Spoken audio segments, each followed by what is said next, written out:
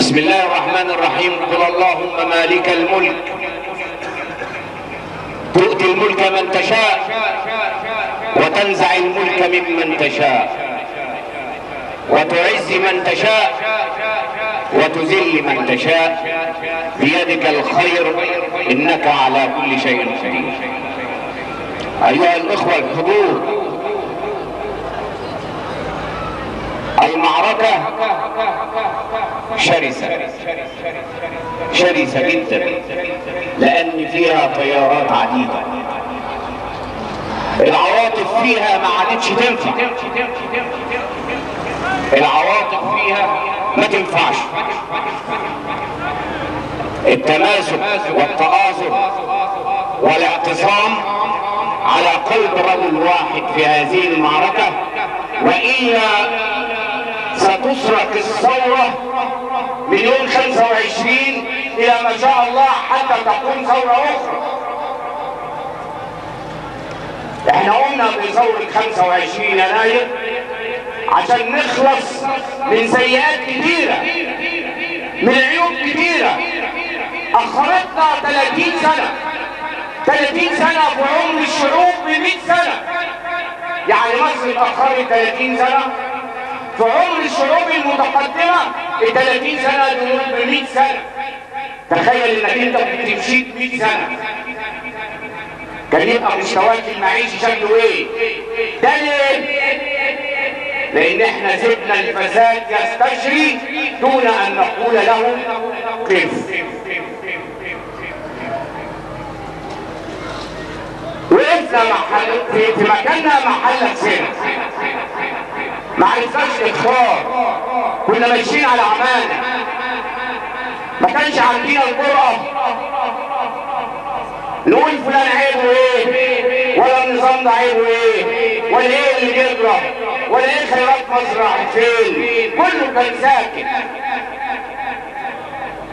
حتى عمت عناية الله سبحانه وتعالى وخرج الشعب باكمله ليطيح بالفساد.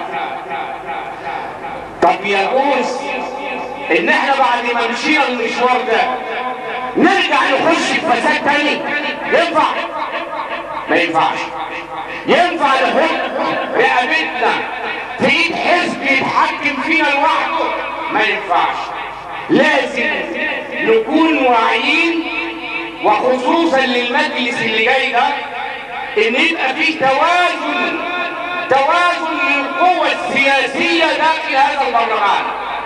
توازن، تبقى كل اطياف الشعب ممثلة في داخل هذا البرلمان، لا يستأثر به فصيل معين او فئة معينة تحت زعم الشعارات التي لا جدوى منها.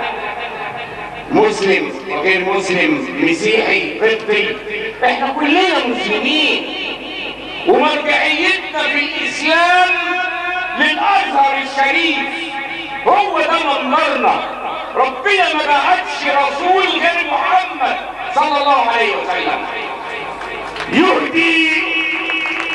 يهدي من يشاء بكتابه وسنته، وكلنا نعرف الكتاب والسنة، وليس هناك من هو افضل منك. فانت مسلم تصلي وتصوم وتزكي وتعرف ربك وتحافظ على دارك، ولك بر باخواتك، ولك بر بوالديك. لست محتاج لاحد ان ياتي اليك ويقول لك هذا الدرس. وان كنت في حاجه فمرجعيتك الى الازهر الشريف. اما من يدعون انهم اكثر منك اسلاما، وهم الذين ارسلهم الله ليكونوا حكاما في الارض، يقومون العدل ويحللوا كيف ما شاءوا، هذا ليس مكانه الان. مصر للشرفاء، مصر للاوفياء، مصر للذين يعرفون مصلحة مصر وليست مصلحتهم الشخصية. انهم يعملون من 80 عام تحت التراب، وعندما خرجوا الى السطح ارادوا ان يستأذنوا بحكم هذا البلد. رفضوا كل شيء، رفضوا كل شيء يعدل مسار الثورة. قالوا الانتخابات قبل الدستور. طب ينفع قبل بيت من غير اساس؟ ده الدستور ده هو اساس البلد كلها، هو اساس مجلس الشعب، هو اللي هيحدد وظيفته وهيحدد اختصاصات وهيحدد الحكومه واختصاصاتها وهيحدد القضاء واختصاصاته. هو الحكم، هو الاساس اللي مبني عليه البيت. لا نبني البيت الاول وبعدين نبقى نحط الاساس. ازاي؟ طب هتلاقي واحد من المعمار كده يقول هذا الكلام ان انا ممكن ابني بيت وبعدين ازحلق تحت منه الاساس؟ ده هينهار الصبح. لكن كان لمصلحتهم ان الانتخابات تتم الاول. ليه؟ لان فلوسهم كتيره يا اخويا وجاهزين وشغالين ومش محتاجين وقت يضيعوه، عايزين يلهفوا الكحكه في الزحمه، ياكلوا الكحكه في الزحمه. خلوا بالكم من الكلام ده، خلوا بالكم من هذا الكلام. الكلام ده محتاجين نقوله عشان ما نرجعش نحط على صبيحنا تاني ونقول يا ريتنا كنا وعينا. ما احنا كنا في حزب مستأثر بينا 30 سنة. ده انتوا عارفين دول بقى هيقعدوا 100 سنة. لو مسكوا مصر هيقعدوا 100 سنة. محتاجين زلزال يلحق. عايزين نعمل توازن.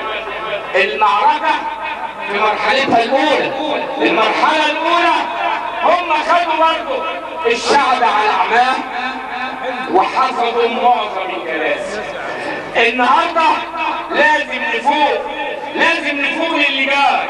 ومش الكلام ده اللي بقوله ظهوري، ده انا عايز بتاع شنتينا يعملوا بلد، وبتاع ابو مشهور يعملوا بلد، وبتاع الحلنسه يعملوا بلده. لازم نعمل توازن، توازن داخل المجلس، توازن قوى سياسيه داخل المجلس. ليه؟ لمصلحتي ومصلحتك ومصلحة الفقير اللي قاعد في الشارع مش لاقي حد يدافع عنه، الطالب اللي قاعد من غير وظيفة، الفقير اللي مش قادر مش عارف يوفر لقمة عيشه. النهارده بيقول لك ده انا هبعت لك شكارة زيت فيها زيت وسكر وبتاع، هتغنيك قد ايه؟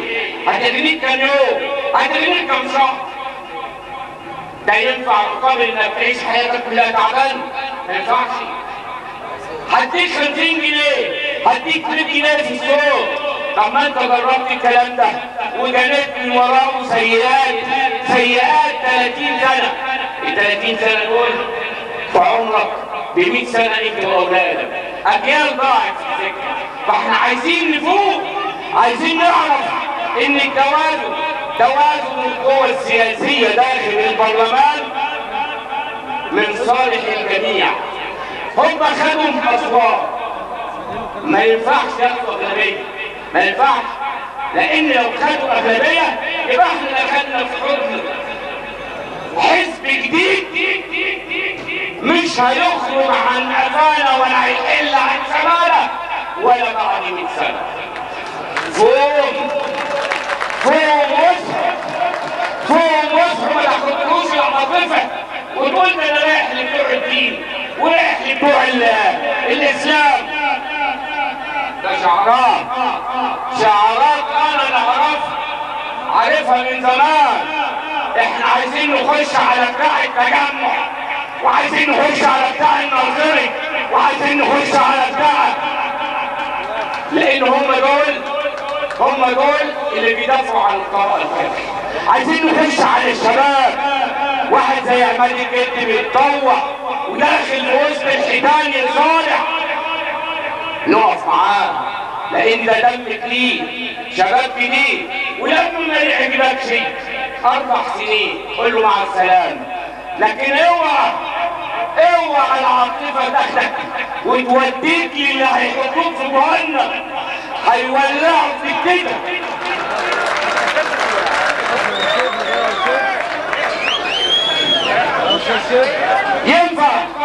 ينفع ان الاسلام فيه رشاوي؟ الاسلام فيه رشوه؟ اديك رشوه 100 جنيه او صلبة سلطه واقول لك اديني الصوت؟ ما ينفعش. الاسلام بعيدا عن هذا. الراشي والمرتشي في النار، الراشي والمرتشي في النار. ما ينفعش تمد ايدك. اما يجي يقول لك خد واديني قول له لا يصح الله، انا هختار براحتي، هختار براحتي انا. طب معانا، طب تبقى معانا، اقول له انا مع الله، انا مع الله، انا مع اللي هينصر شعب مصر، اللي هيقف جنب الفقير، اللي هيقف جنب الطالب اللي عايز يتعلم تعليم صح، اللي هيقف جنب المريض. مفيش ساق. انا بتكلم في مبادئ عامه، قواعد عامه يجب ان احنا نخلي بالنا منها. العاطفه لا تفيد، لازم نعرف نختار صح، لازم نعرف ازاي نحط صوتنا عشان نعمل توازن للقوى السياسيه. القوى السياسيه موجود فيها كل الاطياف. عندك الكتله المصريه بتصارع في وسط هذا اللون الجارف من الفلوس. انا مش عارف الفلوس جايه منين، الفلوس دي جايه منين يا ناس؟ ده في احزاب بقى لها 30 سنه مش عارفه تعمل مؤتمر سياسي واحد. انا بس اردت اقول الكلمتين دول عشان ما نرجعش نعطل صبيعنا تاني. عايزين نعرف نختار. كل مواطن سوري عليها ان يخرج يوم 14 ليثبت ان مصر لا تاخذها العواطف. ما عادتش هتختار بالعواطف تاني، هتختار بما ينفع هذا الشعب.